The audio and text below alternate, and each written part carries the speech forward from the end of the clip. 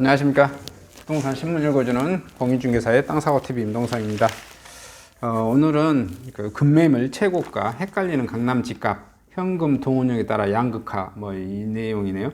이게 대출이, 정부가 대출 규제를 왕창 미니까, 강력하게 하니까, 급매물이 또 쏟아지고, 또 위치 좋은 곳은 돈 많은 현금 부자들이 더 비싸게도 사고, 이게 극과 극일 현상이 벌어지겠죠. 그래서 헷갈린다는 그런 내용입니다. 불안한 집주인 가격 낮추고 현금 분자는 비싸도 사고, 반폴, 레미안, 퍼스트제, 대치, 음마 등 호가 수억 원 하락, 아리팍, 평당 1억 또는 또 거래, 청담, 현대 3차 등 최고가를 찍었어요. 같은 단지수도 가격차, 거래량 적어 당분간 눈치 보기, 이렇게 진행되고 있습니다. 혼조세가 당분간 당연히 이어지겠죠. 자, 급매 신고가 혼재된 강남 아파트 봐보면 레미안 퍼스트지는 작년 10월에 37억이었는데 33억 5천으로 내렸네요. 117제곱미터고요. 대치 우성 84제곱미터는 작년 11월에 27억인데 3억 내렸습니다. 24억. 음마 아파트 작년 21억 5천이었는데 작년 12월 19억 5천으로 내렸고요. 오르는 단지는 또 봐보면 아크로리브 파크 84제곱미터 작년 10월에 34억이었는데 이거 내린 것 같은데 33억 7천? 그러니까 표기를 잘못했네요. 아크로리브 파크도 내렸습니다. 거의 근데 내리었다라고 보기에는 거의 비슷한 가격이라고 봐야겠네요. 그 다음에 청담 현대 3차 109제곱미터는 작년 18억 3천인데 올해 지금 현재 최근 거래가가 23억 7천, 많이 올랐네요. 무려 한 5억 정도 올라 버렸어요. 현대 슈퍼빌 147제곱미터는 작년 올해 1월에 16억 5천인데 지금은 18억 거래됐습니다. 근데 한 단지에서 급매화가 신고가가 동시에 발생되는 현상도 벌어지고 있는 것 같아요. 시장의 전반적인 분위기가 약습니다. 인근 중개업소에 따르면 반포동 레미안 퍼스트 전용 110제곱미터가 5월 말까지 잔금을 치르는 조건으로 33억 5천의 급매물이 나왔는데요. 어린이집, 초등학교와 가까운 로얄동 매물입니다. 작년 10월 37억에 거래됐던 아파트고요. 반포동 시공인관계사는 집주인이 보유세 납입 기준일이 6월 1일 이전에 잔금을 치르기를 원해 급매로 나왔다고 말했습니다. 작년 11월에 27억에 거래됐던 대치동, 대치우성 전용 84제곱미터도 24억의 매물로 나왔고요. 이미 올 같은 평형에 24억 7,500만원에 거래됐습니다. 지난해 10월에 대치동 음마아파트도 전용 76제곱미터 19억 5천만원에 팔렸고요. 작년 12월 21억 5천만원에 거래됐던데 지속적인 호가가 떨어져 지금은 19억의 매물에 나와 있습니다. 그리고 9호선 고속 강인일까지 연장된다고 그러네요. 4단계 사업비 6,408억 원이 확정되어졌고요. 2022년에 착공해서 2027년에 완공될 예정입니다. 그리고 코로나 쇼크에도 대구 청약 열기는 후끈하다고, 코로나 때문에 하락하는 대구 집값이긴 한데 청약시장만큼 또 오르고 있습니다. 경쟁률 수백 대 1 잇단 흥행, 대구 집값은 하락시에 대조적, 전매 제한 6개월 비규제적의 KTX 서대구 등 개발 호재, 외지인 투자 이어질지 촉각.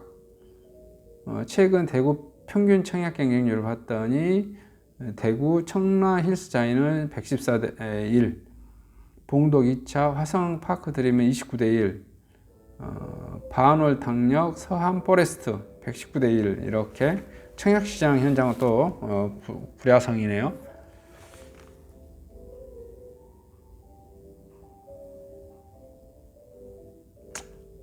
그리고 경매도 찬바람, 반포 1단지 전용 면적 140제곱미터가 26억 원에 나왔다고, 감정가 80%에도 응찰자 없어 다음 달 64% 가격에 다시 경매, 서울 경매 14건 중 13건이 유찰. 경매장 자체를 안 찾는 사람이 많겠죠. 원래 경매장에 가면은 아주 다닥다닥 붙어서 그 좁은 공간에 비비고 사람들이 삐짓고 막 들어가고 그래야 되는데 코로나 걸릴까봐 아예 그냥 경매 물건 분석조차도 안 하고 경매 시 참여를 아예 하지 않을 뭐 그런 게 좀 많이 나오겠죠. 그래서 가격이 많이 떨어지지 않을까 뭐 싶기도 합니다. 그리고 재난지원금 기준 논란인데요. 부동산 포함하면 서울 집주인 절반 이상 지원금 못 받을 듯. 아마 절반 이상이 아니라 서울 집 가진 사람이 그 현 정부 정권의 그 수뇌부들 머릿속에는 아마 그럴 거예요. 서울에 있는 집 가진 사람한테 어떻게 지원금을 줘? 그 부자 사람들한테 이런 사고방식이라 아마 가지 않을 것 같다는 생각이 들어요.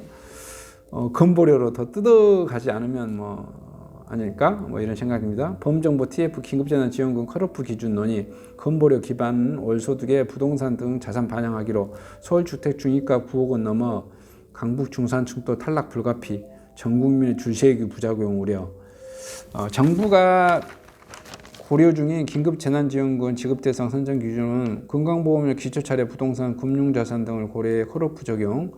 대부분 국민의 건보료 데이터에 이미 확보되어 있고 건보 직장가입자, 지역가입자 간의 형평성 문제, 개인별, 가구별 금융자산 내역 파악 어려움, 금융자산 대비 신용카드 사용액 등으로 대체, 아동수당 기초생활수급자 선정 시 사용하는 기준, 소득평가, 재산소득 환산액, 재산과 소득을 모두 반영할 수 있는 형평성 측면에서 장점, 금융자산을 소득으로 환산하는 절차가 일리게 어서워 소득 인정액을 사용하되 금융자산은 신청에서 제외.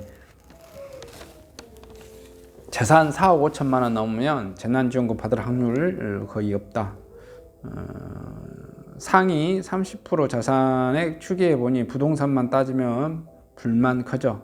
금융자산 반영할지 여부 관심. 보유자산 규모가 국민 상위 30% 경계값 상위 30% 4억 4,900만 원 상위 이게 그 4억 5천이면 근데 우리 대한민국이 대부분 또 그 자기의 자산 규모가 대부분 또 부동산이잖아요. 주식을 가지고 채권을 가지고 있는 사람들 그게 좀 소자가 드물죠. 대부분 부동산의 금액이 크고 이러저런 이유로 봐보면 재난지원금도 아마 부동산 보유자들은 거의 못 받지 않을까 이렇게 생각을 합니다. 이제 지방은 좀 집값 자체가 워낙 낮으니까 지방은 지금 광주광역시 광역시 기준으로 해서도 3억 이하짜리 집이 워낙 많으니까 광역시 이하에서는 집 가졌다고 재난지원금을 못 받는 사람은 적지 않을까 싶어요. 근데 서울은 제가 봤을 때 절반이 이상이 아니라 그 대다수가 못 받지 않을까 싶어요. 서울에 완전 허름한 집값 다세대 이런 거나 금액이 낮지 아파트이기만 하면 대부분 다 10억이니까 도시형 생활주택 뭐라고 그럴까요? 한번 11평이나 9평짜리 이런 거 가지고 있으면 지원 대상이 좀 되고 그러겠네요. 24평 이상만 가지고 있다고 하면 서울에서는 거의 제가 보기에는 지원금 못 받을 것 같다 이렇게 보여집니다. 이상 전국 부동산 소식을 마치도록 하겠습니다. 감사합니다.